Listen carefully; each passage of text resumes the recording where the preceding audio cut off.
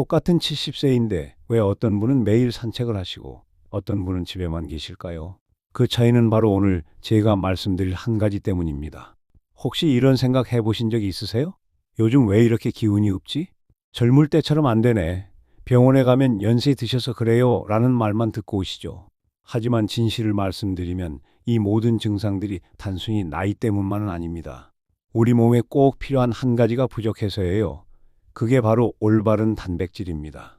현재 69세인 제가 매일 챙기는 계란보다 단백질이 훨씬 많은 음식들을 모르시면 매달 늘어가는 병원비와 함께 자녀들에게 부담만 되는 삶을 살 수도 있습니다. 반대로 이것만 제대로 아시면 석 달 만에 예전 같은 체력을 되찾을 수 있어요. 지금부터 자세히 말씀드리겠습니다. 건강한 노후는 단백질에서 출발합니다. 그런데 여기서 정말 중요한 건 대부분 분들이 단백질에 대해 완전히 잘못 알고 계시다는 겁니다. 혹시 이런 경험 없으셨나요? 아침에 일어나면 온몸이 묵직하고 계단 오를 때 자연스럽게 손잡이를 잡게 되고 마트에서 장 보다 보면 중간에 쉬고 싶어지고 예전에는 쉬웠던 김치 담그기가 이제 너무 힘들고 나이 들어서 그렇지 뭐라고 넘기셨죠. 그런데 정말 그럴까요? 이 모든 증상들의 진짜 원인은 근감소증일 가능성이 높아요. 근감소증이라는 말 들어보셨나요?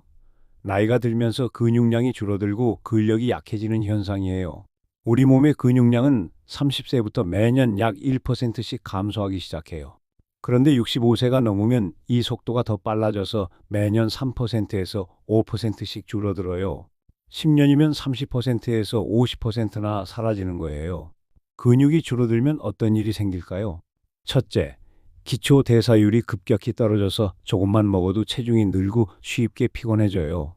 둘째, 균형 감각이 나빠져서 넘어지기 쉬워지고 한 번 넘어지면 큰 부상으로 이어질 위험이 커져요. 셋째, 면역력이 저하되어서 감기도 자주 걸리고 회복 속도도 느려져요. 가장 무서운 건 이런 악순환입니다. 근육이 줄어들면 활동량이 줄어들고 활동량이 줄면 더 근육이 빠지고 더 약해지고 이렇게 반복되면서 결국 침대에서 일어나기도 힘든 상태가 될 수 있어요. 하지만 다행히 이 모든 것은 예방할 수 있어요. 바로 충분한 단백질 섭취를 통해서 말이에요. 병원에서 절대 먼저 말해주지 않는 이야기가 있습니다. 왜냐하면 일반적인 혈액 검사나 엑스레이로는 근감소증을 발견하기 어렵거든요. 근육량을 정확히 측정하려면 별도의 검사가 필요한데 대부분의 병원에서는 이런 검사를 기본으로 하지 않아요. 그래서 여러분이 느끼는 기력 저하, 무기력감, 다리 저림 등이 모두 근감소증의 초기 증상일 수 있는데도 나이에 비해 건강하다는 말만 듣고 돌아오시는 거예요. 아니, 의사 선생님, 저는 매일 계란도 먹고 고기도 먹는데요. 이렇게 말씀하시는 분들 정말 많으세요. 그런데 문제는 바로 여기에 있습니다. 우리가 젊었을 때는 계란 하나, 고기 한 점이면 충분했어요. 하지만 70 넘어서도 똑같이 먹으면 될까요? 절대 안 됩니다. 왜냐하면 우리 몸의 단백질 흡수율이 나이가 들수록 급격히 떨어지거든요. 70대는 20대의 40%도 안 됩니다. 똑같이 먹어도 몸에 들어가는 건 절반도 안 된다는 뜻이에요. 그러면 어떻게 해야 할까요? 2배로 먹어야 할까요? 그것도 아닙니다. 더 현명하게 먹어야 해요. 그런데 여기서 더 충격적인 사실이 있어요. 우리가 지금까지 단백질이라고 믿고 먹어왔던 것들이 사실은 효율이 떨어진다는 겁니다. 예를 들어보죠. 아침에 계란 하나 드시고 오늘 단백질 챙겼다 하고 안심하시는 분들 많으시죠. 그런데 계란 하나에 들어있는 단백질이 얼마나 될까요? 고작 6g에서 7g이에요. 우리 연령에 필요한 하루 단백질량이 60g에서 70g인데 계란 하나로는 10분의 1도 안 되는 거예요. 그럼 계란을 10개씩 먹어야 하나요? 그것도 아니죠. 콜레스테롤도 걱정되고 무엇보다 우리 위장이 견딜 수가 없어요. 그래서 더 똑똑한 방법이 필요한 거예요. 또 다른 예를 들어보죠. 고기를 드시는 분들도 마찬가지예요.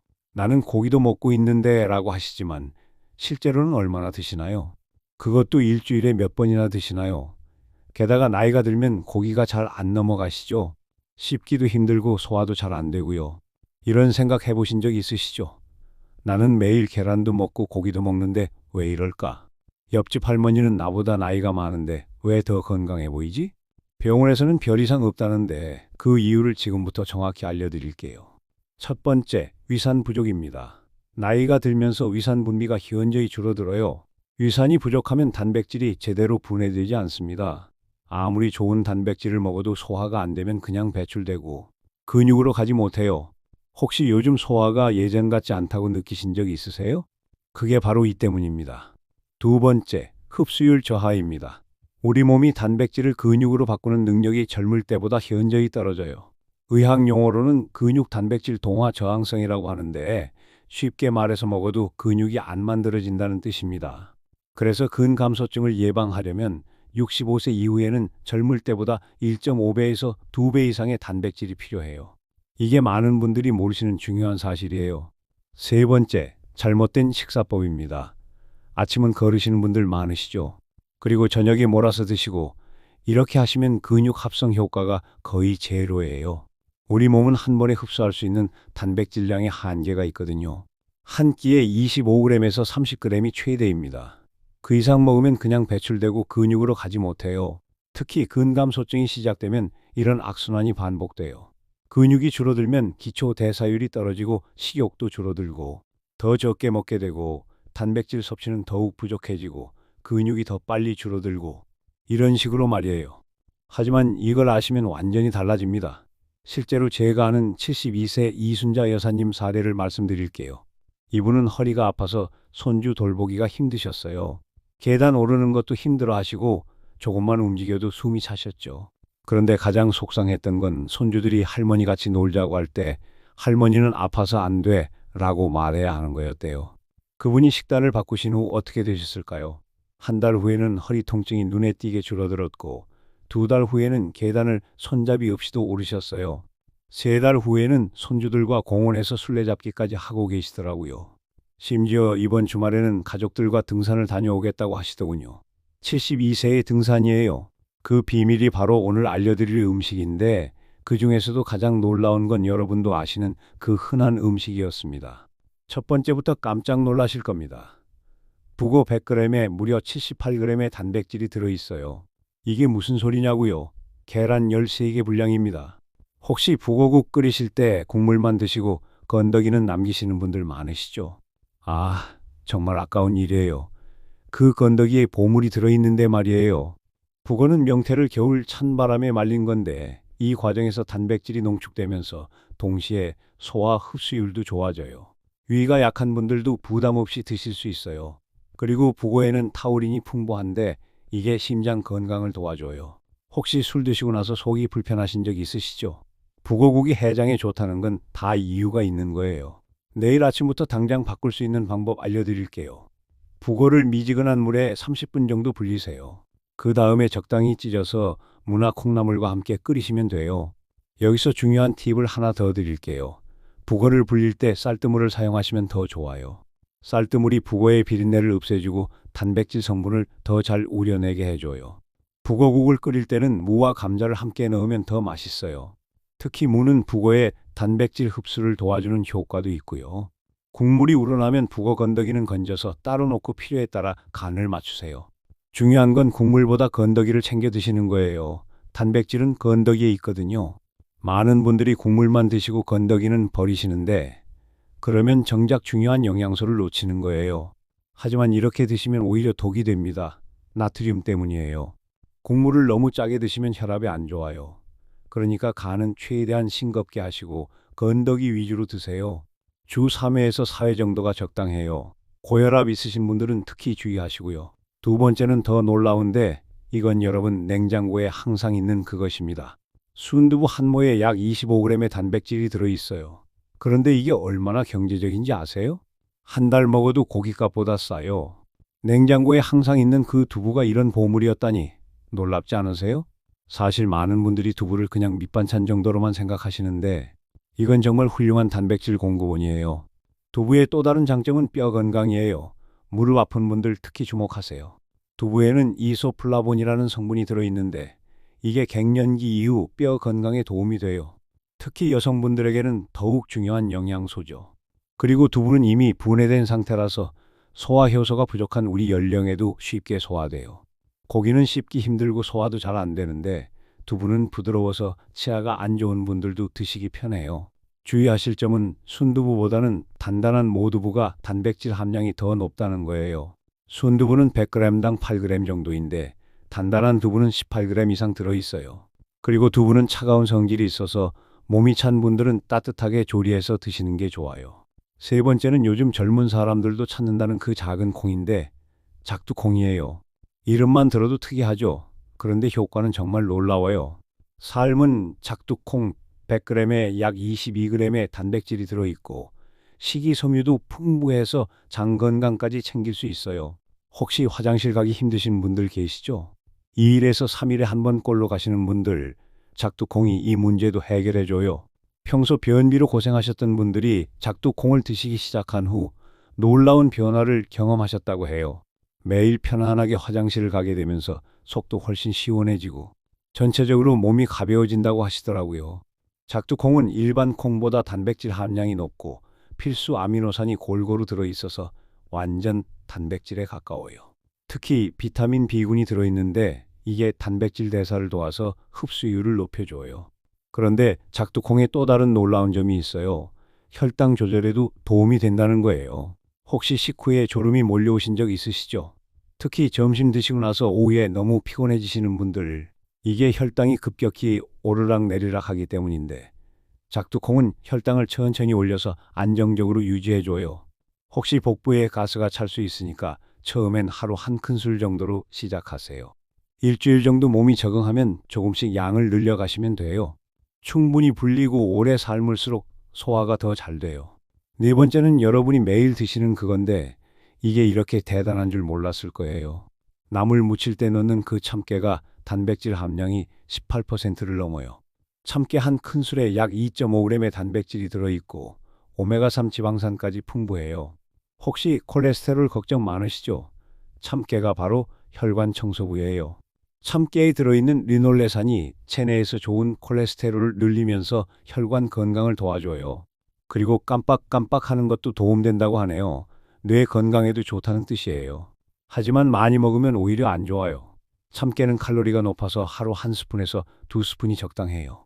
참깨 100g에는 570칼로리 정도가 들어있거든요. 그리고 참깨는 쉽게 상하니까 볶은 후 밀폐 용기에 담아서 서늘한 곳에 보관하시고 가능하면 한 달 이내에 드세요. 그런데 여기서 또 하나 말씀드릴 게 있어요. 참깨를 드실 때 주의하실 점이 있는데 참깨는 혈액 응고를 억제하는 성질이 있어요. 그래서 혈압약이나 혈액순환 개선제를 드시는 분들은 의사와 상담 후에 드시는 게 좋아요. 그리고 참깨는 신선할 때 드시는 게 가장 좋아요. 볶은 참깨가 쓴맛이 난다면 산패된 것일 수 있으니까 드시지 마세요. 신선한 참깨는 고소하고 달콤한 맛이 나거든요. 마지막 다섯 번째가 가장 중요한데 이건 정말 의외실 거예요. 브로콜리와 아스파라거스예요. 채소인데 단백질이 이렇게 많다고요? 브로콜리 200g에 단백질이 6g, 아스파라거스 200g에 4g이 들어있어요. 그런데 칼로리는 어떨까요? 브로콜리 200g은 60칼로리, 아스파라거스 200g도 40칼로리밖에 안 돼요. 많이 먹어도 살 안 찌는 이유가 바로 이거예요. 브로콜리에는 칼슘과 철분도 많이 들어있고 비타민 K, A, C, 그리고 엽산, 마그네슘 등 영양소가 정말 다양해요. 아스파라거스는 숲에서 나는 죽순이라고 하죠. 단백질 함량은 계란의 3분의 1 정도지만 칼로리는 계란의 4분의 1밖에 안 돼요. 반찬으로 매일 먹는 그 나물이 이제 다르게 느껴지죠. 브로콜리 무침, 아스파라거스 볶음, 이런 게 다 단백질 보충이었던 거예요. 혹시 브로콜리 드실 때 단맛 때문에 어려워하시는 분들 계시죠? 브로콜리의 단맛은 자연당분 때문인데 끓는 물에 살짝 데치면 쓴맛은 줄어들어요. 그리고 참기름이나 들기름을 넣고 무치면 단맛이 더욱 부각돼요. 브로콜리는 계절마다 맛이 달라요. 봄 브로콜리는 부드럽고 단맛이 나고 겨울 브로콜리는 잎이 두껍고 영양소가 더 풍부해요. 어떤 브로콜리든 드시면 좋지만 가능하면 제철 브로콜리를 드시는 게 맛도 좋고 영양도 더 풍부해요. 아스파라거스도 종류에 따라 영양소가 조금씩 달라요. 초록색 아스파라거스는 단백질이 특히 많고 흰색 아스파라거스는 식이섬유가 풍부해요. 보라색 아스파라거스는 항산화 성분이 들어있고요. 어떤 아스파라거스든 드시면 좋으니까 기호에 맞춰서 선택하세요. 자, 이제 5가지를 다 말씀드렸는데 여기서 진짜 중요한 이야기가 남았습니다. 아무리 좋은 단백질을 알아도 어떻게 먹느냐에 따라 효과가 완전히 달라져요. 이런 고민하고 계시죠? 다 좋은 건 알겠는데 매일 어떻게 챙겨 먹지? 언제 먹어야 가장 효과적일까? 다른 음식과 같이 먹으면 안 되는 건 없나? 지금부터 그 모든 궁금증을 해결해 드릴게요. 첫 번째, 타이밍의 과학입니다. 아침, 점심, 저녁으로 나누어서 드세요. 한 끼에 25g에서 30g씩 드시는 게 가장 효과적이에요. 특히 아침 식사에서의 단백질이 중요해요. 밤새 공복 상태였던 몸에 아침에 단백질을 공급해주면 하루 종일 근육 합성이 활발해집니다. 두 번째, 조합의 마법입니다. 이것들과 함께 먹으면 흡수율이 2배가 돼요. 비타민 B군이 풍부한 음식과 함께 드세요. 계란 노른자, 시금치, 브로콜리, 현미, 통밀 같은 것들이요. 이들이 단백질이 근육으로 바뀌는 과정을 도와줘요. 건강한 지방도 중요해요. 들기름이나 참기름 같은 건강한 지방은 단백질 소화를 돕고 세포막을 튼튼하게 만들어서 영양소가 잘 전달되도록 해줘요. 발효식품도 함께 드세요. 된장국, 김치 같은 발효식품과 함께 먹으면 장 건강과 단백질 흡수율을 동시에 높일 수 있어요. 세 번째, 피해야 할 조합이 있어요. 이렇게 먹으면 효과가 제로가 돼요. 커피나 녹차를 단백질 식사와 함께 드시면 안 돼요. 카페인이 단백질 흡수를 방해해요. 최소 1시간은 간격을 두세요. 또 하나 주의하실 점은 알코올이에요. 술을 드시면 단백질 합성이 현저히 떨어져요. 특히 우리 연령에는 알코올 분해 능력도 떨어지니까 가능하면 금조하시거나 정 드셔야 한다면 단백질 식사와는 최소 3시간 간격을 두세요. 그리고 너무 짠 음식도 피하세요. 특히 라면이나 인스턴트 음식은 나트륨이 너무 많으니까 자주 드시지 마세요. 현실적이고 경제적인 일주일 식단 제안해 드릴게요. 특별한 거 없이도 충분히 가능해요. 월요일 아침에는 북어미역국과 두부조림 그리고 작두콩을 곁들여 드세요. 북어미역국 한 그릇에서 약 18g, 두부조림에서 12g, 작두콩 한 큰술에서 4g 정도로 총 34g의 단백질을 드실 수 있어요. 점심으로는 참깨나물과 현미밥, 된장국을 드세요. 참깨가루 2스푼에서 5g, 현미밥에서 6g, 된장국에서 4g 정도로 총 15g이에요. 저녁에는 계란찜과 브로콜리 나물, 보리밥으로 마무리하세요. 계란찜 2개 분량에서 14g, 보리밥에서 5g, 브로콜리 나물에서 3g 정도로 총 22g입니다. 간식으로는 작두콩이나 아몬드 우유를 챙기세요. 작두콩 한 줌에서 6g, 아몬드 우유 한 컵에서 5g 정도의 단백질을 추가로 드실 수 있어요. 이렇게 하면 총 70-80g의 단백질을 골고루 드실 수 있어요. 이는 70대 성인에게 권장되는 단백질 섭취량을 충분히 만족시키는 양입니다. 여기서 중요한 건 단백질을 한 번에 몰아서 드시면 안 된다는 거예요. 우리 몸은 한 번에 처리할 수 있는 단백질량의 한계가 있거든요. 그래서 아침, 점심, 저녁으로 나누어서 드시는 게 훨씬 효율적이에요. 또 하나 말씀드리고 싶은 건 이 식단이 생각보다 어렵지 않다는 거예요. 특별한 재료를 사거나 복잡한 요리를 할 필요가 없어요. 그냥 평소에 드시던 음식들을 조금만 바꾸면 되거든요. 예를 들어 평소에 미역국 끓이실 때 북어만 추가하시면 되고 반찬으로 나물 하나 더 올리시고 두부 요리 하나만 추가하시면 돼요. 이렇게 간단한 변화만으로도 단백질 섭취량이 2배 이상 늘어나요. 한 달 식비도 크게 늘지 않아요. 북어, 두부, 작두콩, 참깨, 브로콜리, 아스파라거스 다 우리가 평소에 먹던 것들이잖아요. 오히려 외식이나 간식을 줄이게 되니까 전체 식비는 비슷하거나 더 줄어들 수도 있어요. 첫 주에는 이것 하나만 바꿔보세요. 아침에 북어국 끓여서 건더기까지 드시는 거예요. 그것만으로도 하루 단백질 섭취량이 크게 늘어날 거예요. 두 번째 주에는 여기에 이것 하나 더 추가하세요. 점심이나 저녁에 두부 반찬을 하나씩 넣는 거예요. 세 번째 주에는 작두콩을 준비해서 밥에 넣거나 간식으로 드세요. 네 번째 주에는 나물 무칠 때 참깨가루를 넣고 브로콜리나 아스파라거스 반찬을 하나씩 추가하세요. 한 달 후에는 이 정도면 완전히 달라질 겁니다. 기력도 생기고 잠도 잘 자고 소화도 잘 되고 무엇보다 활력이 넘칠 거예요. 그런데 여기서 한 가지 더 중요한 말씀을 드릴게요. 단백질 섭취와 함께 적당한 운동도 병행하시면 효과가 배가 돼요. 거창한 운동이 아니어도 돼요. 하루 30분 정도 산책하시거나 집에서 간단한 스트레칭만 하셔도 충분해요.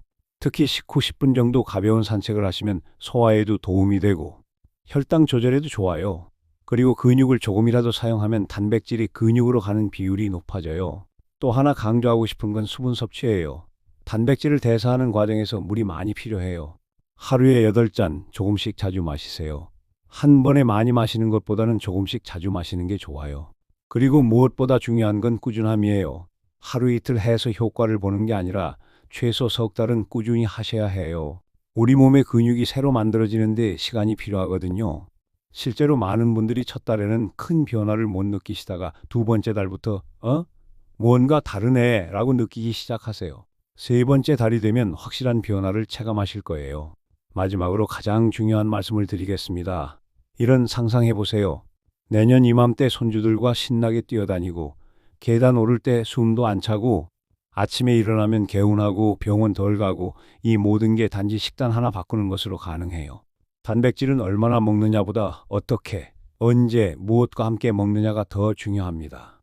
특히 65세 이후에는 근육이 줄고 체력이 떨어지며 허리나 무릎 통증이 이유 없이 시작되죠. 그 원인을 나이로만 돌리지 마세요. 혹시 내 식단에 단백질이 빠진 건 아닌지 꼭 점검해 보세요. 하루라도 빨리 시작하셔야 합니다. 우리 몸은 생각보다 훨씬 더 회복력이 뛰어나거든요. 오늘 당장 거창한 것을 바꿀 필요는 없어요. 오늘 저녁 식사부터 하나만 바꿔보시면 어떨까요? 북어 한 줄, 두부반모, 작두콩 한 줌. 그게 근육과 면역력을 지키는 가장 쉬운 실천일 수 있습니다. 지금 시작하면 내년 이맘때 어떤 삶을 살고 있을까요? 절대 늦지 않았습니다. 그런데 잠깐 여기서 더 중요한 이야기가 있습니다. 지금까지 말씀드린 5가지 음식 외에도 여러분이 놓치고 계신 단백질에 숨겨진 비밀들이 더 있어요. 예를 들어 왜 어떤 분들은 단백질을 충분히 드시는 것 같은데도 효과를 못 보실까요? 그 이유는 바로 단백질의 질에 있습니다. 단백질에는 완전 단백질과 불완전 단백질이 있어요. 완전 단백질은 우리 몸에서 만들 수 없는 9가지 필수 아미노산이 모두 들어있는 것이고 불완전 단백질은 일부가 부족한 거예요. 계란, 고기, 생선은 완전 단백질이지만 대부분의 식물성 단백질은 불완전 단백질입니다. 그런데 여기서 중요한 건 불완전 단백질이라도 조합을 잘하면 완전 단백질만큼 효과를 낼 수 있다는 거예요. 예를 들어 작두콩에는 리신이라는 아미노산이 부족한데 참깨에는 리신이 풍부해요. 반대로 참깨에 부족한 메티오닌은 작두콩에 많이 들어있고요. 이 둘을 함께 드시면 완벽한 조합이 되는 거예요. 또 다른 비밀은 흡수 시간대입니다. 우리 몸의 성장 호르몬이 가장 많이 분비되는 시간이 밤 10시부터 새벽 2시 사이예요. 이 시간에 맞춰서 저녁 식사로 단백질을 충분히 드시면 잠들어 있는 동안 근육 회복과 합성이 활발하게 일어나요. 그래서 저녁 식사를 거르시거나 너무 일찍 드시면 안 되는 거예요. 최소한 잠들기 3시간 전에는 저녁을 드시되 단백질은 충분히 섭취하셔야 해요. 또 하나 많은 분들이 모르시는 사실이 있어요. 나이가 들수록 근육을 만드는 데 필요한 류신이라는 아미노산의 필요량이 급격히 늘어난다는 거예요. 젊을 때는 하루 2g에서 3g이면 충분했는데 70대가 되면 4g에서 5g은 필요해요. 류신이 많이 들어있는 음식이 바로 제가 앞서 말씀드린 북어, 두부, 작두콩입니다. 특히 북어에는 류신이 정말 많이 들어있어서 하루 한 번만 드셔도 필요량을 충족할 수 있어요. 그리고 단백질을 드실 때 절대 빼먹으면 안 되는 게 있어요. 바로 비타민 D입니다. 비타민 D가 부족하면 아무리 단백질을 많이 드셔도 근육으로 가지 않아요. 우리나라 70대 분들의 80% 이상이 비타민 D 부족이라고 해요. 하루 15분에서 20분 정도는 햇볕을 쬐시거나 연어, 고등어 같은 생선을 일주일에 2번에서 3번은 드시는 게 좋아요. 또 다른 중요한 영양소가 아연입니다. 아연이 부족하면 단백질 합성 효소가 제대로 작동하지 않아요. 굴, 쇠고기, 호박씨에 아연이 많이 들어있는데 이 중에서도 호박씨는 식물성이라 우리 식단에 쉽게 추가할 수 있어요. 호박씨 한 큰술에는 아연 1일 필요량의 20%가 들어있어요. 그냥 간식으로 드시거나 샐러드에 뿌려서 드시면 돼요. 마그네슘도 빼놓을 수 없어요. 마그네슘이 부족하면 근육 경련이 자주 일어나고 단백질이 근육으로 전환되는 과정도 원활하지 않아요. 아몬드, 시금치, 바나나에 마그네슘이 풍부해요. 그런데 여기서 정말 중요한 질문을 드리고 싶어요. 혹시 여러분 근손실이 단순히 나이 때문이라고만 생각하고 계시지는 않나요? 최근 연구 결과에 따르면 근손실의 50%는 나이 때문이지만 나머지 50%는 활동 부족과 영양 부족 때문이라고 해요. 즉, 절반은 우리가 노력하면 충분히 막을 수 있다는 뜻이에요. 실제로 80세가 넘어서도 30대에서 40대 수준의 근육량을 유지하시는 분들이 계세요. 그분들의 공통점이 뭔지 아세요? 바로 꾸준한 단백질 섭취와 적당한 운동이었어요. 그런데 운동이라고 해서 헬스장에 가실 필요는 없어요. 집에서 할 수 있는 간단한 운동만으로도 충분해요. 의자에 앉았다 일어서기, 벽에 손대고 팔굽혀 펴기, 제자리 걸음 등이면 돼요. 중요한 건 매일 조금씩이라도 하는 거예요. 하루 10분이면 충분해요. 단백질 드시고 나서 10분 정도 가볍게 움직여 주시면 단백질이 근육으로 가는 효율이 3배에서 4배까지 높아져요. 또 하나 말씀드리고 싶은 건 스트레스 관리의 중요성이에요. 스트레스를 받으면 코르티솔이라는 호르몬이 분비되는데 이 호르몬이 근육을 분해해요. 아무리 단백질을 잘 드셔도 스트레스가 많으면 효과가 떨어지는 거죠. 그래서 마음의 평안도 중요해요. 좋아하는 음악 듣기, 책 읽기, 친구들과 수다 떨기, 이런 것들이 다 근육 건강에 도움이 돼요. 잠도 정말 중요해요. 잠을 못 자면 성장 호르몬 분비가 줄어들어서 근육 회복이 잘 안 돼요. 잠들기 어려우시면 따뜻한 우유 한 잔이나 캐모마일 차를 드시는 것도 좋아요. 그런데 여기서 한 가지 주의하실 점이 있어요. 단백질을 갑자기 많이 드시면 신장에 부담이 될 수 있어요. 특히 신장 기능이 좋지 않으신 분들은 더 조심하셔야 해요. 혈액 검사에서 크레아티닌 수치가 1.5 이상이시거나 단백뇨가 나오신다면 의사와 상의하신 후에 단백질 섭취량을 조절하세요. 일반적으로는 체중 1kg당 0.8g 정도로 제한하시면 돼요. 당뇨병이 있으신 분들도 주의하셔야 해요. 단백질을 많이 드시면 혈당이 올라갈 수 있거든요. 특히 동물성 단백질보다는 식물성 단백질 위주로 드시는 게 좋아요. 그리고 통풍이 있으신 분들은 북어나 멸치 같은 퓨린 함량이 높은 음식은 제한하시고 두부나 작두콩 같은 식물성 단백질 위주로 드시는 게 안전해요. 혈압약을 드시는 분들도 염분 섭취에 주의하셔야 해요. 북어국이나 멸치국을 드실 때는 간을 최대한 싱겁게 하시고 건더기 위주로 드세요. 마지막으로 이 모든 정보를 한 번에 다 적용하려고 하지 마세요. 너무 욕심내시면 오히려 지치고 포기하게 돼요. 한 번에 하나씩 천천히 바꿔가세요. 첫 번째 주에는 아침에 북어 국만 추가해 보세요. 두 번째 주에는 점심에 두부 반찬을 하나 더 올리세요. 이런 식으로 차근차근 늘려가시면 돼요. 그리고 가족들에게도 알려주세요. 혼자서 하는 것보다 가족과 함께 하는 게 훨씬 효과적이에요. 손주들도 할머니, 할아버지가 건강해지는 모습을 보면서 자연스럽게 좋은 식습관을 배울 수 있고요. 이제 마지막 질문을 드리고 싶어요. 여러분은 10년 후에 어떤 모습이고 싶으세요? 지팡이에 의존하는 모습인가요? 아니면 손주들과 함께 여행을 다니는 모습인가요? 그 선택은 바로 오늘 이 순간부터 시작됩니다. 북어 한 줄, 두부 반모, 작두콩 한 줌. 이 작은 변화가 여러분의 앞으로 10년, 20년을 완전히 바꿀 수 있습니다. 건강한 100세 시대. 이제 꿈이 아니에요. 오늘부터 시작하시면 충분히 가능합니다. 오늘 영상이 도움되셨다면 구독과 좋아요 잊지 마시고 댓글로 의견도 남겨주세요. 건강한 하루 보내시길 바랍니다.